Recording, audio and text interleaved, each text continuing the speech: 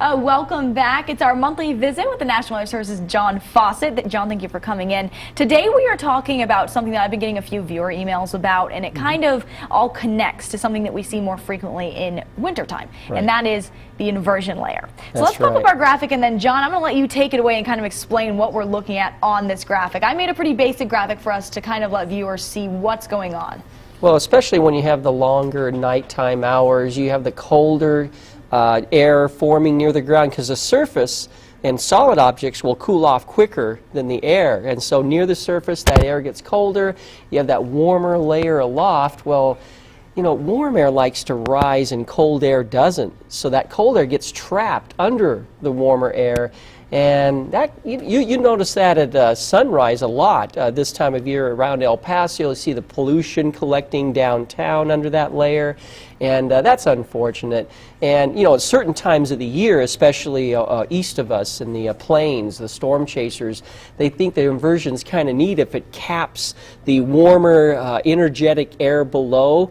Because once that cap breaks, you get those big storms. Well, for us, you know, it usually means that we're holding in the pollution.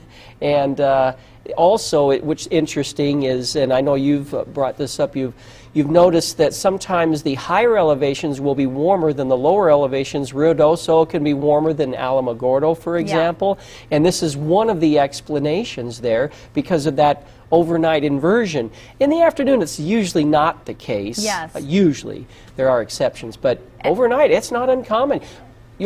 People will say, how come you're forecasting Silver City to be warmer overnight than Deming? Well, that's one of the reasons. And you know, you mentioned, we had a few Facebook viewer actually, or rather an email that I got just last week asking, I keep noticing that the Alamogordo mornings are colder than in Ruidoso. What is going on? And it's something really interesting that we do deal with, and this morning I'm not going to have to check and see what was going on, but again, as you just mentioned, that's one of the reasons, but there are other reasons, and I want to answer our viewers' questions. So can you kind of talk about what is the secondary reason that sometimes we see that difference between Ruidoso and Alamogordo? Well, Ruidoso is on the eastern side of the Sacramento Mountains, so if you get a stronger westerly flow, that's going to be descending on the east side of the Sacramento Mountains, and you'll get some warming as the air descends, and Alamogordo doesn't benefit from that, so that's yet another reason. So Ruidoso, especially the Ruidoso Airport, it has two ways this time of year that it can be warmer on some mornings than Alamogordo. And then just a real quick wrap up before we finish up, you also mentioned that it can kind of hold in the pollution or the dust if that's stirred around from winds.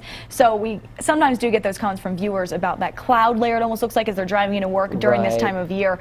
That's the answer to why we do see that, and if you see those, you can always send them in to us because it is a weather situation and we can take those photos and put them on air. Weather at KVIA is where we can take those pictures. And for some of those people that like snow, well, snow can hold that inversion in all day and the pollutants, so you know, that's for the people who like snow. Which is not us. We're a little bit wimps here. All right, thank you so much, John, for coming on in, and we will, of course, meet with him again next month. We'll be right back. ABC 7 StormTRACK WeatherNet.